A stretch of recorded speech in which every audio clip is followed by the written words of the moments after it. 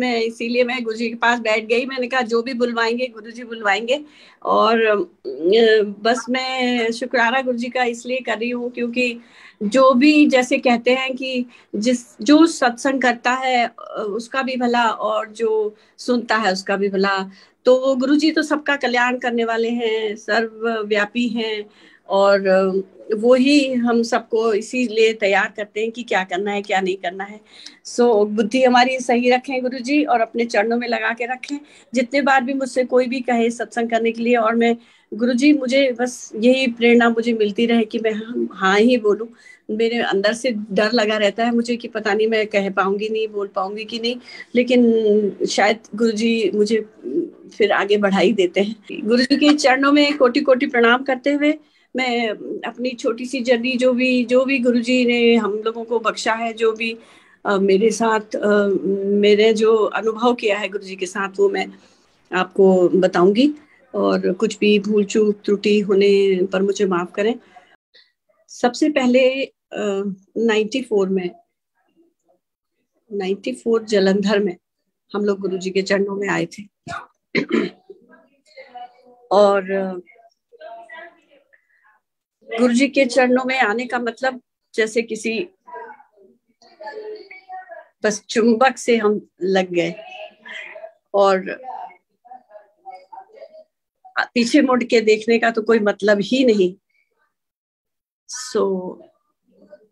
मैं बताती हूँ आपको कैसे हम जुड़े गुरुजी। मेरे हस्बैंड उस समय जलंधर में पोस्टेड थे, और एक गुरुजी के ने मेरे हस्बैंड के एक दोस्त कर्नल नायडू थे, वो हमारे पास आए। पूछा उन्होंने कि कोई गुरुजी हैं इधर जलंधर में, और आप बताइए वो कहाँ पे रहते हैं क्या है। और तो मेरे हस्बैंड ने पता करवा दिया और बताया उनको कि वो यही हैं। अब वो आए हमारे यहाँ रहे, हमारे यहाँ ही रुके, अकेले ही आए थे। और गुरुजी के यहाँ 2-3 दिन जो भी गए होंगे, उसके बाद वो वापस उधमपुर चले गए। और उन्होंने शायद जोशी अंकल को बोला भी कि तुम चलो मेरे साथ, लेकिन इन्होंने कहा नहीं, मैं कोई ऐसे बाबा किसी ऐसे कहीं नहीं जाता हूँ।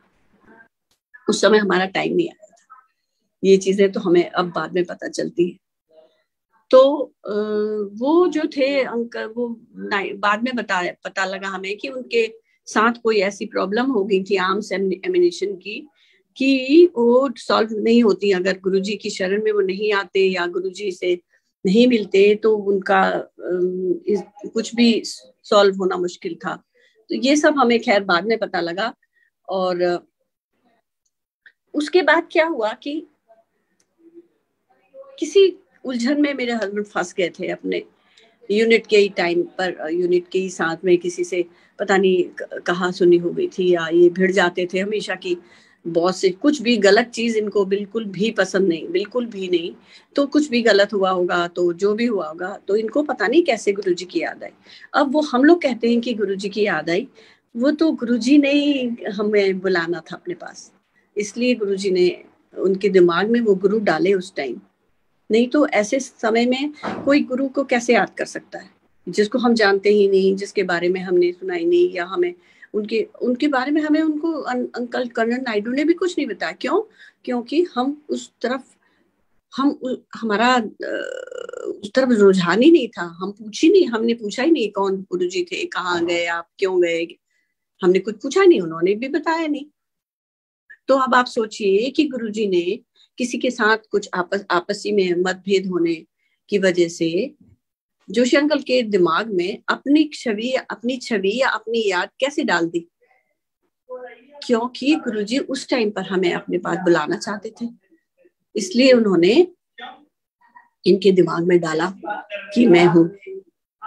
तो ये जो है सीधे 300 डिफेंस कॉलोनी जलंधर में पहुंचे। वहां पहुंचे तो कंटिन्यूस 3 डेज ये वहां जाते रहे, और मुझे ये सब नहीं पता, क्योंकि ठीक है वैसा मतलब इतना वो भी नहीं रहता कि कौन कहाँ जा रहा है क्या नहीं। उन्होंने मेरे से नहीं बताया कि मैं कहीं गुरुजी के घर वहां पे गया था या कुछ। तो ये बाद में बताते हैं कि मैं 3 दिन कंटिन्यूस जाता रहा, और गुरुजी वहां नहीं मिले मंदिर में। गुरुजी कहीं न कहीं किसी के घर चले जाते, या कहीं बाहर होते स्टेशन से, जो भी, जब गुरुजी के दर्शन इनको हुए जिस दिन, उस दिन गुरुजी ने इनको अपने रूम में बुलाया, अंदर साथ में बिठाया और जो भी जूस वगैरह पिलाया, जो भी, और सब कुछ कहते हैं ये कि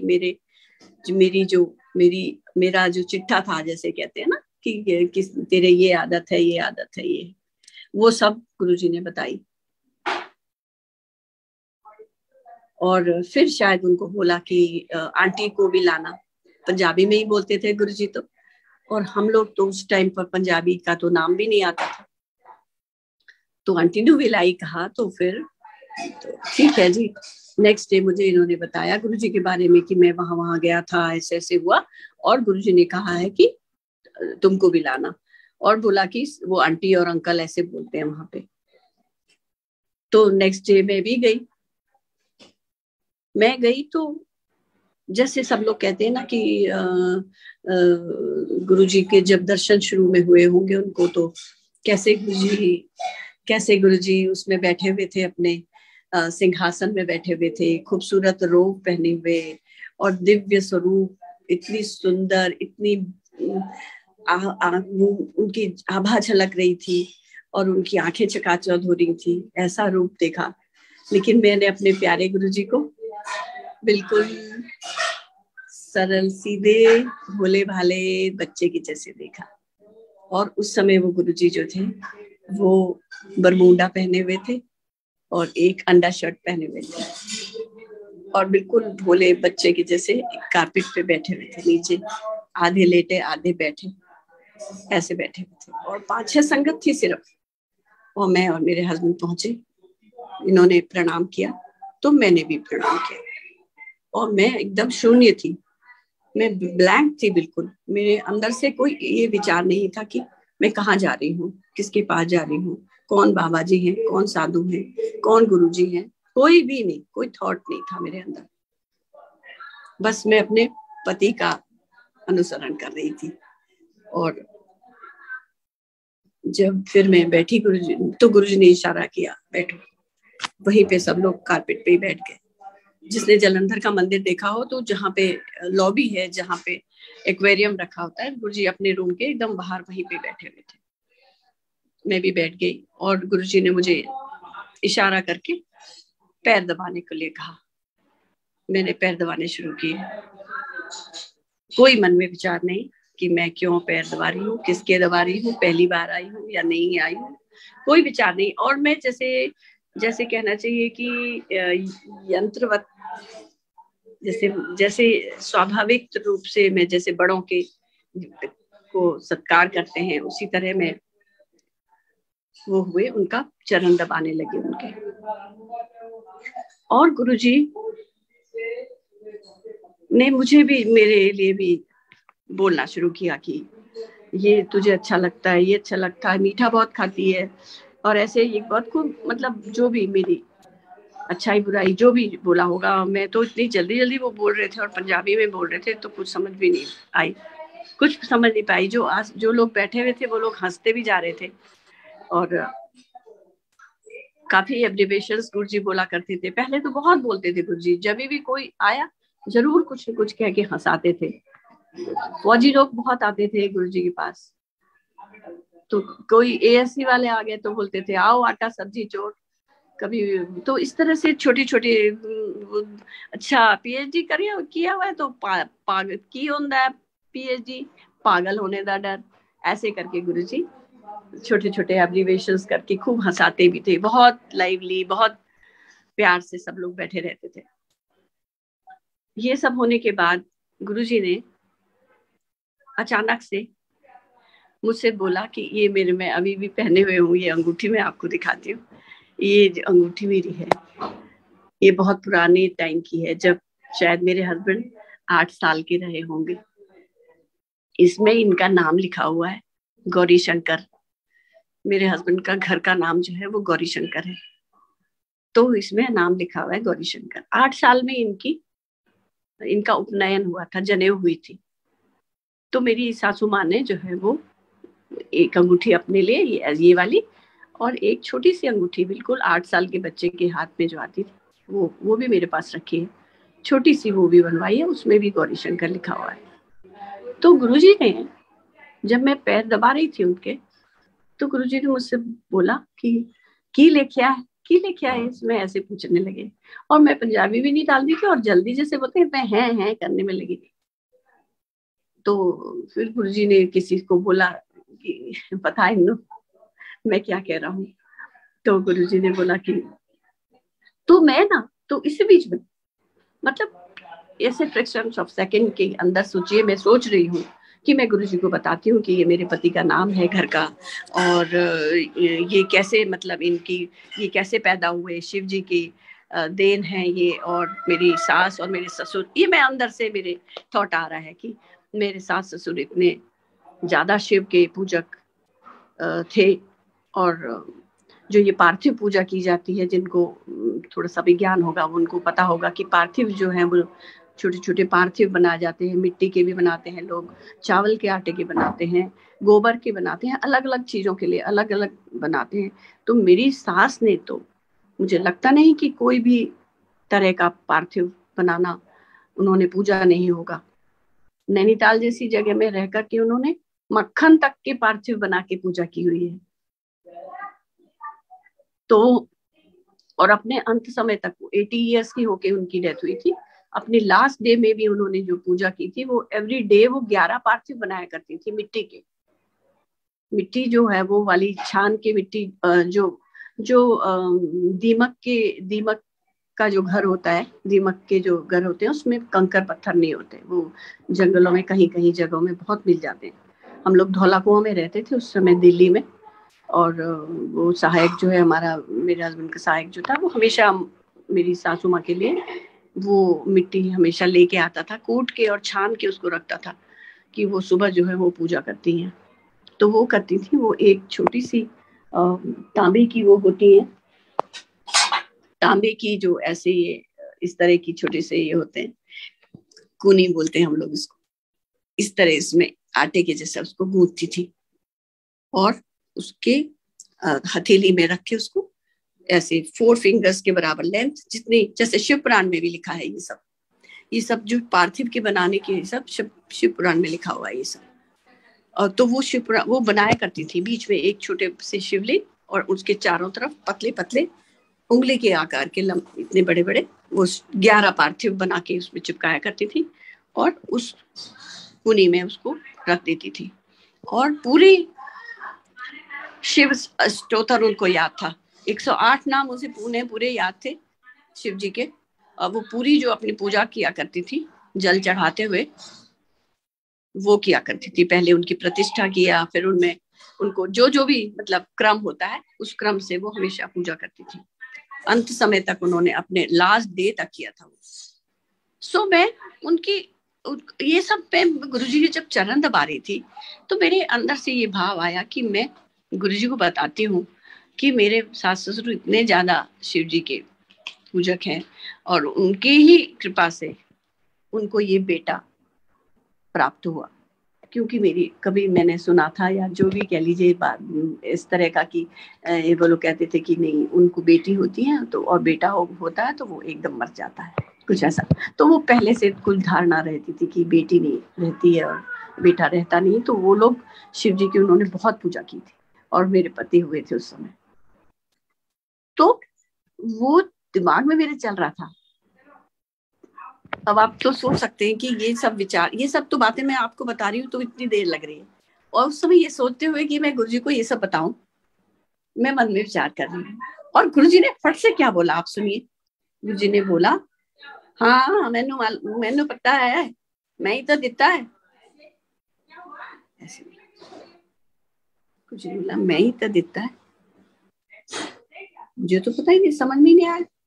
उस टाइम तो मैं मूर्ख थी, बहुत भयंकर, बहुत भारी मूर्ख, कि अपने मुंह से महादेव जो कह रहे हैं मुझे कि वो जो तेरे सामने तेरा पति खड़ा है वो मैंने ही दिया है। और सचमुच ये बात मैं उनको बताने जा रही थी, उन्होंने मुझसे कह दिया कि मुझे पता है, मैंने ही तो दिया है। सोचिए अब आप।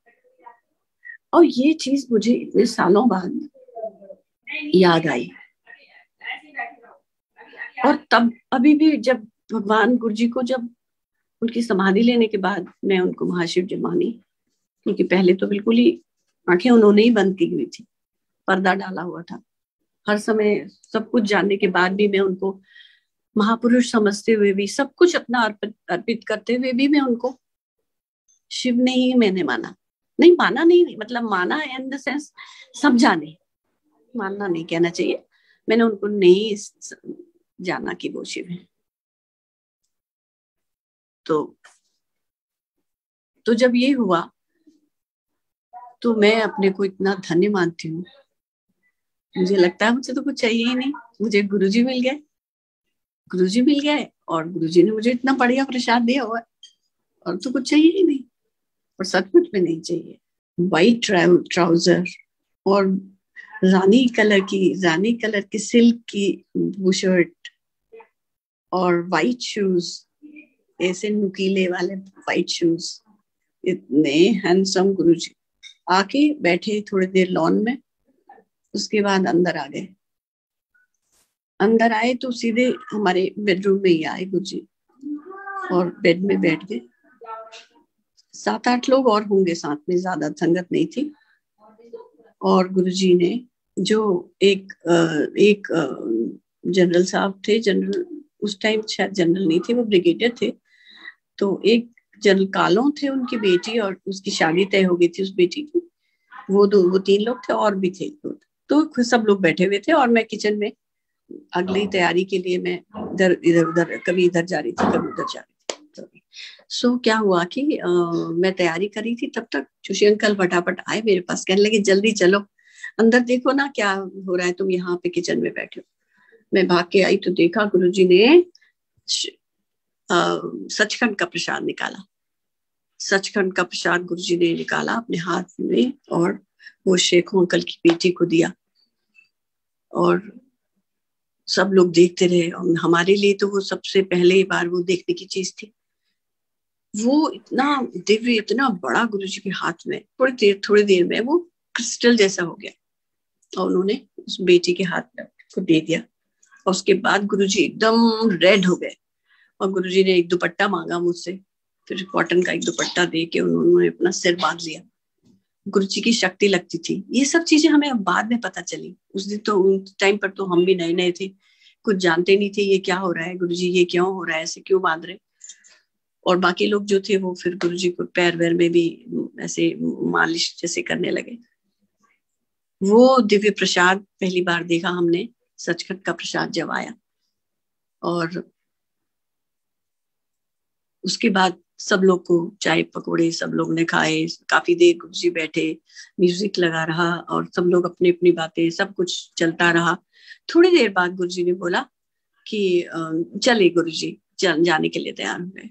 अब वो जैसे ही जाए, हम लोग भी गेट तक गुरुजी के पीछे पीछे गए, और फिर गाड़ी में गुरुजी बैठे, हम लोग अंदर आके हम लोग जैसे हम खुश हो रहे थे बहुत, और वहीं पे जहाँ पे गुरुजी बैठे थे वहां पे जैसे वो करने लगे। सबको अच्छा लग रहा था कि गुरुजी आज हमारे यहाँ पे बैठे हुए। और जैसे जहाँ पे गुरुजी के शूज रखे हुए थे, गुरुजी की चरण पादुका रखी थी जहाँ पर, मेरा बेटा वहां पर से कोई ऐसे झुक के कुछ करने लगा, तो उसको खुशबू आई, उसे खुशबू आई गुरुजी की बहुत, तो वो हल्ला मचाने लगा, जल्दी आओ सब लोग, यहाँ पे खुशबू आ रही।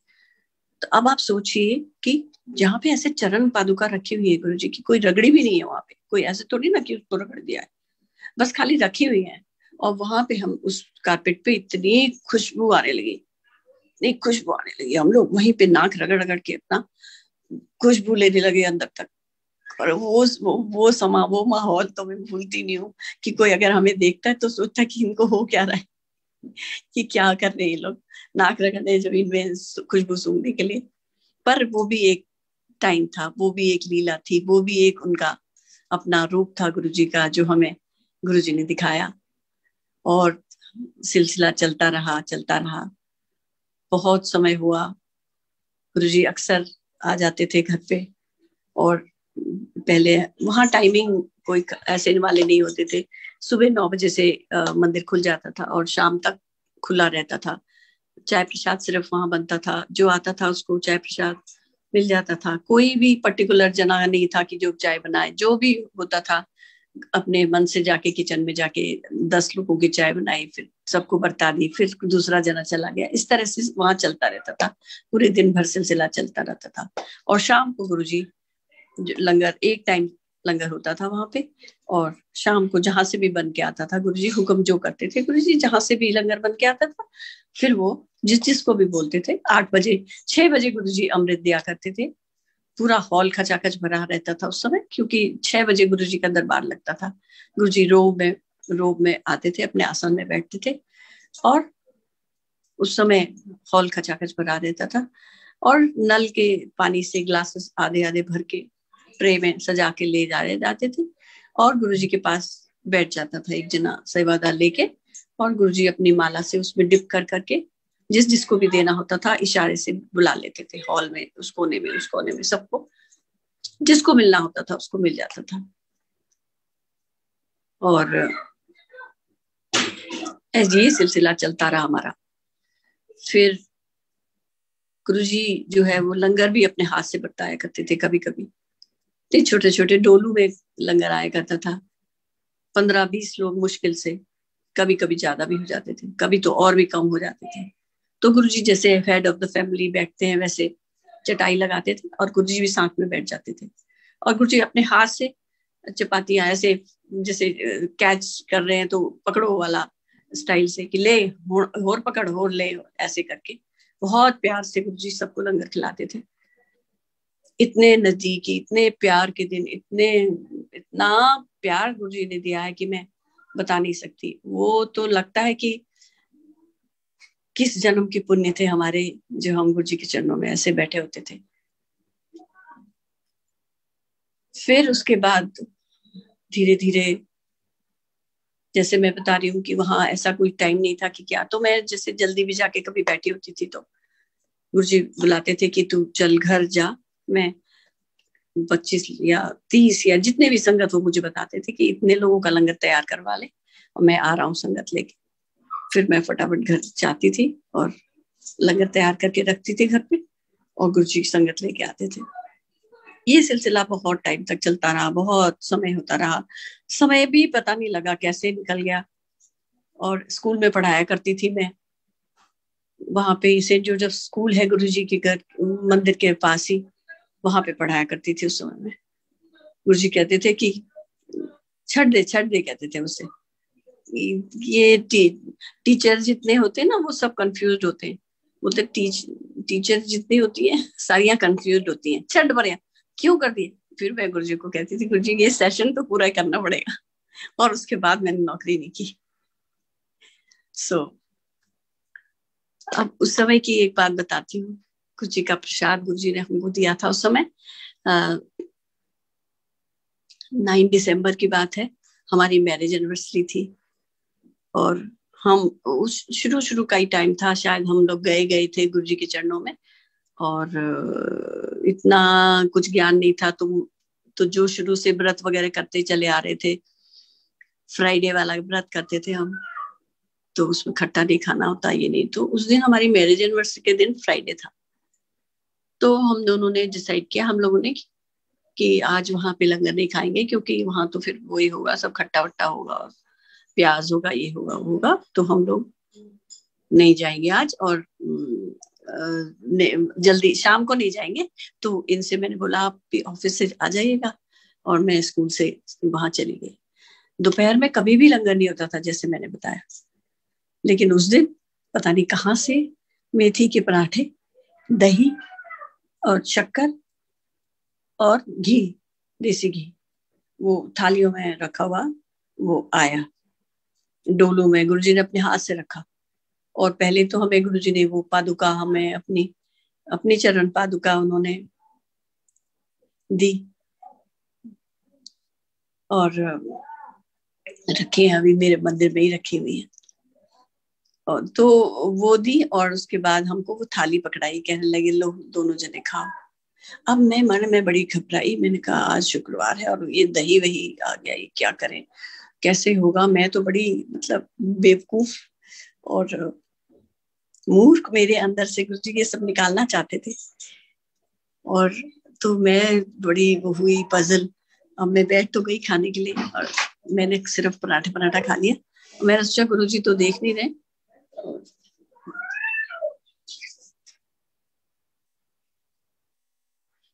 और इन्होंने जोशी अंकल ने पूरा फिनिश कर दिया उसको, सारा कुछ खा लिया। उनका भी व्रत था, उन्होंने सब कुछ खा लिया बिना कुछ सोचे समझे। और मैंने जो है वो चीनी के साथ या ऐसे ही जब ये था वो मैंने सोचा गुरुजी को तो पता लगेगा नहीं। थोड़ी देर में गुरुजी ने मुझे बुलाया और कहने लगे कि किचन में कीनू रखे हुए हैं, कीनू बोरो उसमें कट्टे में बोरे में आते थे वहां पे। तो उन्होंने कहा मुझसे कि वो छील के लिया और थाली में लाई, बोले थाली में लाई लूण पाके। और मैं खट्टे को हाथ नहीं लगाने वाली जो थी वो कीनू छील रही थी। कीनू छील के मैंने थाली में सजाए, नमक लिया और गुरुजी के सामने पहुंची। गुरुजी ने मुझसे कहा कि अपने हाथ में भी नहीं पकड़ा गुरुजी ने मुझसे कहा बरता दे। जितने लोग बैठे थे वहां उनके सबके हाथ में मैंने कीनू की एक एक फाक सबके हाथ में रखी। और वो गुरुजी ने मेरे अंदर से जो मेरा कीड़ा था अंदर बैठा हुआ वो निकालना था, तो उस दिन वो निकाला गुरुजी। लेकिन वो फिर भी उस दिन के दिन नहीं निकला, वो उससे नेक्स्ट डे जब मैं और थोड़ी मैंने गुरुजी की डांट खाई उसके बाद निकला। क्योंकि उस दिन तो मैं फिर बुन घर में, तो नेक्स्ट डे की नेक्स्ट शुक्रवार आया तो अपने बेटे को बोला खट्टा नहीं खाना, अपने दोस्तों को बुला के लाना, अध्यापन करना है, ये है वो है। और उसके बाद जब शाम को पहुंची तो खूब गुरुजी ने जोर से डांटा भी, लेक्चर भी बहुत ज्यादा दिया। तो तब जाके थोड़ी सी अकल आई। और वो दिन और आज का दिन कोई भुलेखे नहीं, कोई अंदर से वहम नहीं। करो तो बहुत अच्छा, ना करो तो बहुत ही अच्छा। कुछ भी अगर जैसे हम लोग पहले हम लोग क्या करते थे, हर नवरात्रों में, नवरात्रि के दिन हमारे यहाँ जैसे वो खेतरी बोते हैं जो भी, वो हमारे यहाँ भी चलता था। मेरी सास भी करती थी और मेरे टाइम में भी काफी करती थी। लेकिन गुरुजी ने उसके बारे में भी मुझे बताया। लेकिन ये चीजें क्या है कि कोई लोग इसको गलत तरीके से भी लेते हैं, जैसे मैं अभी बता रही हूँ। तो ये ऐसा नहीं है कि ये सभी के लिए अप्लाई है, ये किसी के लिए इंडिविजुअली भी हो सकता है। गुरुजी ने उस दिन तो ऐसे जनरल लेक्चर दिया था कि ये किस लिए करते हैं व्रत, लोगों को ये तो पता नहीं होता कि किस लिए व्रत कर रहे हैं। खाली एक चला आ रहा है, वो रिचुअल चले आ रहे हैं, इसलिए सब लोग भेड़ चाल की तरह पीछे पीछे लगे रहते हैं। तो गुरुजी कहते थे कि रब तो तुहाडे अंदर बैठा है, उसको तो कोई देखता नहीं। और जिस दिन व्रत होता है उसके पहले दिन तो तुम अपने खाने की पहले तैयारी कर लेते हो। कल व्रत है, ये भी ले आओ, ये भी ले आओ, ये भी ले आओ, फ्रूट्स ले आओ, फलाना ले आओ, अपने पेट भरने की पहले तैयारी। वो व्रत थोड़ी हुआ। तो गुरुजी कहते थे कि किस लिए करते हो व्रत, पहले बताओ किस लिए करते हो। किसी के पास आंसर ही नहीं, किस लिए करते हो व्रत। भगवान ने कहा है तुमसे व्रत करो। तो और गुरुजी ऐसे ये चीज के लिए ऐसी बात भी नहीं कि गुरुजी मना कर रहे हैं कि व्रत नहीं करना। अब जैसे मुझसे कहा गुरुजी ने कि तू करवा चौथ का व्रत किया कर, जबकि करवा चौथ हमारे में नहीं होता। हमारे में वो दूसरा बट सावित्री का व्रत होता है, वो सुहाग का व्रत होता है। तो मैंने गुरुजी को जैसे बताया कि गुरुजी हमारे में नहीं होता, तो गुरुजी ने मुझे बोला कि किया, उसके पीछे कुछ रीजन होगा। तो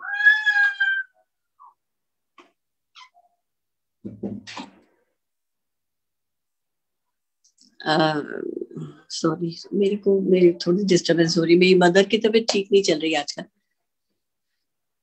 वो शायद परेशान कर रही है मेरे ख्याल से। 1 मिनट में मैं बता दूँ। तो जो मैं जैसे मैं बता रही थी कि गुरुजी जो है वो भुलेखों से दूर रखते थे हमको।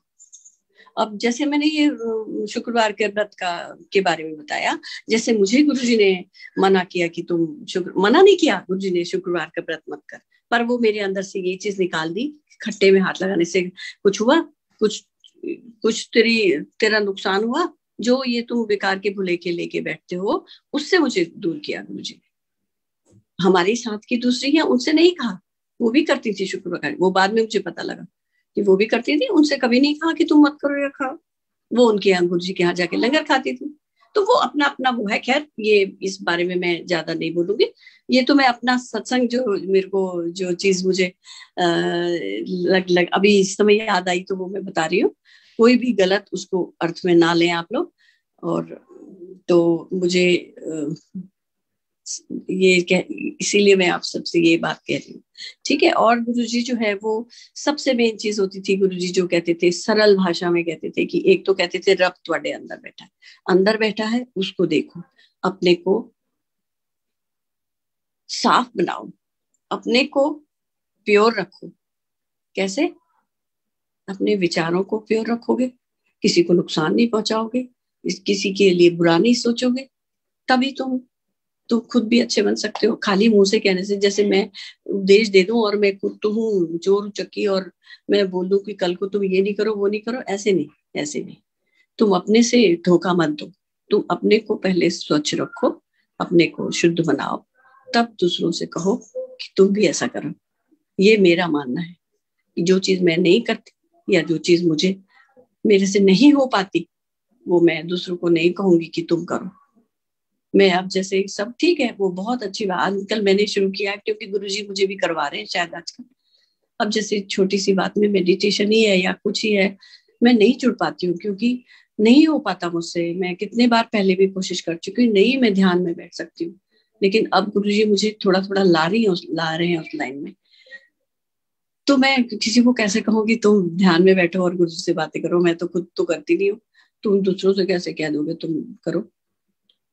तो ये चीज मुझे लगता है कि जो चीज मेरे को नहीं आती वो मैं दूसरे को नहीं बोल सकती। मैं सिर्फ ये बता सकती हूँ कि जैसे गुरुजी जो अंदर मन में भगवान है कहते थे, वो शायद मैं अपने बचपन से मैं यही सोचती थी। मैं ऐसे बैठ के पूजा कर नहीं पाती थी, मैं करवाती थी अपनी माँ को, अपनी सास को, लेकिन मैं खुद से अपने 2 घंटे तक या 1 घंटे तक भी भगवान के पास ऐसे मंदिर में कभी बैठ नहीं सकती थी कि मैं ये करूं वो करूं। क्योंकि मेरे को अंदर बचपन से ये था कि अंदर है मेरे भगवान बैठे, और गुरुजी ने मुझे बार बार वही बताया, रब तुम्हारे अंदर बैठा है, भजी फिर दे उत्थे उत्थे। तो ये चीज मेरे को बहुत सही लगती है। अंदर से भी मन को सुकून मिलता है कि अंदर बैठा है, तो आप अंदर से भी साफ रखिए। भांडा साफ क्यों कहते थे गुरुजी? यही तो भांडा है हमारा। जब हमारे घर में कोई मेहमान आते हैं तो हम सारा घर साफ करते हैं, तो चमकाते रहते हैं क्या खाना बनेगा, डाइनिंग टेबल में क्या होगा, फलाना क्या होगा। लेकिन जिस भगवान को हमने अंदर बिठा के रखा है उसके लिए उनका वो दरबार भी तो साफ रखना चाहिए, वो हमारा घर भी तो साफ होना चाहिए जहाँ हमारा ईश्वर बैठा हुआ है। तो वो ही भांडा साफ कहते थे गुरु जी की, भांडा साफ करो, भांडा साफ करो। दूसरे का भांडे को मत देखो, दूसरे का भांडा दूसरा अपने आप देखेगा, गुरु जी देखेंगे। गुरु जी देखते तो गुरु जी खुद तो कहते थे मैं तुम्हारा भांडा रोज साफ करना, तुम फिर कीचड़ पड़ जाते हो। तो अगर यही चीजें छोटी छोटी गुरु जी की बताई हुई कि जैसे हर चीज के, जैसे मैं हमेशा सोचती रहती हूँ, जैसे वो पहले से कहते वो एक कुछ है ना कि रस्सी का भी निशान पड़ जाता है पत्थर पे ऐसे घिसते घिसते। तो अगर हम ये चीजें गुरु जी की बोली हुई चीजें अगर रोज याद करते रहेंगे तो शायद वो अंदर हमारे हृदय के अंदर भी वो निशान बनेगा, उसका असर होगा, उसका कुछ तो असर होगा, कुछ तो साफ करेंगे हम अपना भांडा। तो यही सोच के मैं सोचती हूँ कि ये चीजें गुरु जी की बताई हुई हमें याद करनी चाहिए। मेमोरीज और छोटी छोटी बातें तो इतनी सारी हैं, बहुत सारी हैं, बहुत सारी। कभी तो गुरु जी याद दिला देते हैं और कभी बिल्कुल भी याद नहीं आती। आप चाहे जो मर्जी कर लो, कुछ याद ही नहीं आती। इतने साल गुरु जी के साथ बिताए, लेकिन कभी कभी तो लगता है रत्ती भर भी कि अरे कुछ हुआ भी था हमारे साथ। लेकिन अब बहुत सारी चीजें हैं और मैं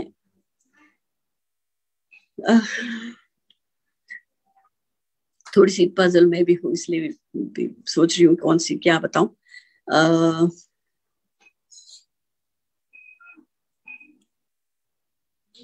और ऐसे ही जैसे गुरुजी सबको ये आपको मालूम ही है, जैसे गुरुजी जो डायबिटीज वाले होते थे डायबिटीज की वो दे देते थे खूब सारी जलेबियां मिठाइयाँ और इमरतियां खाने को दे देते, कहते थे लोग इससे ठीक हो जाएगा। तो वो सब गुरुजी के अपने अपने वो थे। और एक बार और गुरुजी ने मुझे भी सचखंड का एक बार प्रसाद दिया था और देखती रही मैं, ऐसे खड़े होकर मैं देख रही थी और गुरुजी ने एकदम मुझे बुलाया और मेरे हाथ में इतना बड़ा सचखंड का प्रसाद रखा। सालों साल तक वो हमारे पास रहा, मेरे पास। मजाल की उसमें कुछ होना क्यों था। और वो तो इतना अमृत था वो कि ना बेसन ना बूंदी ना पता नहीं क्या चीज था वो, बहुत ही अंदर तक उसकी खुशबू इतनी अमृतमयी, इतनी बढ़िया खुशबू थी कि मैं बता नहीं सकती आपको। और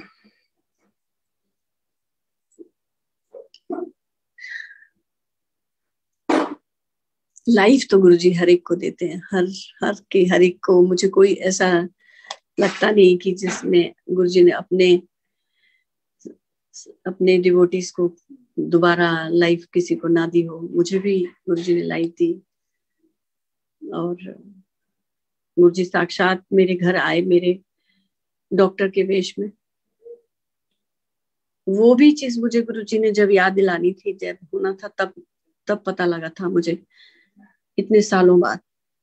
उस समय तो हमने सोचा वो डॉक्टर आए थे ऑर्थोपेडिक डॉक्टर को, मेरे पीठ में चुभ पड़ गई थी बहुत बुरी तरह से। हम लोग वसंत कुंज में रहते थे उस समय, कहीं मैं ट्रेवल कर रही थी।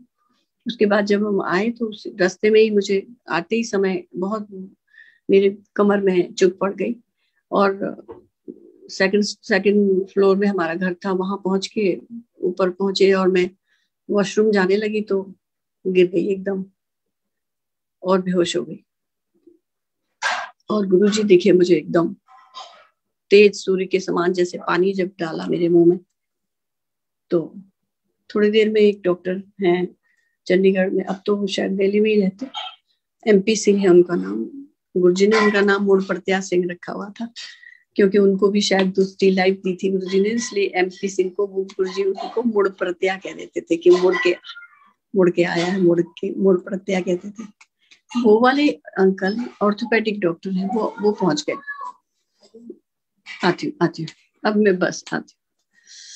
तो वो अंकल पहुंच गए और उन्होंने मेरे पीठ में थोड़े से कड़ाके बजाए। कड़ाके बजाए वाला शब्द भी गुरुजी का ही दिया हुआ है। कड़ाके बजाए गुरुजी ने, नहीं उन्होंने, और वो चले गए और मैं एकदम ठीक। शाम को जब मैं गुरुजी के मंदिर पहुंची तो गुरुजी ने मुझे बोला कि मरण चली सी बचाता, ऐसे कहने लगे गुरुजी। तो इतने सालों बाद वो डॉक्टर साहब हमें मिले और मैं उनके बगल में बैठी थी। हम कभी बात नहीं करते थे और खाली मैंने हाथ जोड़ के उनको ऐसे नमस्कार किया जैसे हम पहले से भी होता था। मैंने उनसे कभी बात नहीं की थी। तो वो ऐसे मेरे बगल में ही बैठे थे चेयर में। तो मैंने उनसे उनको याद दिलाई कि आप उस टाइम पर बसंत कुंज आए थे और मेरे को आपने ठीक किया था। तो वो उन्होंने साफ साफ कहने लगे वो कि नहीं, मैं तो कभी बसंत कुंज आया ही नहीं, मैं बसंत कुंज आया ही नहीं, कहने लगे। उनको याद करने की कोशिश करने लगे, मैं याद दिलाई, कहने लगे नहीं, मेरे को तो याद ही नहीं आ रहा है कि मैं कभी बसंत कुंज आया। कौन आया था फिर? वो गुरुजी आए थे। गुरुजी आए थे MP सिंह अंकल के वेश में। ये है मेरे गुरुजी, प्यारे गुरुजी, लव यू गुरुजी।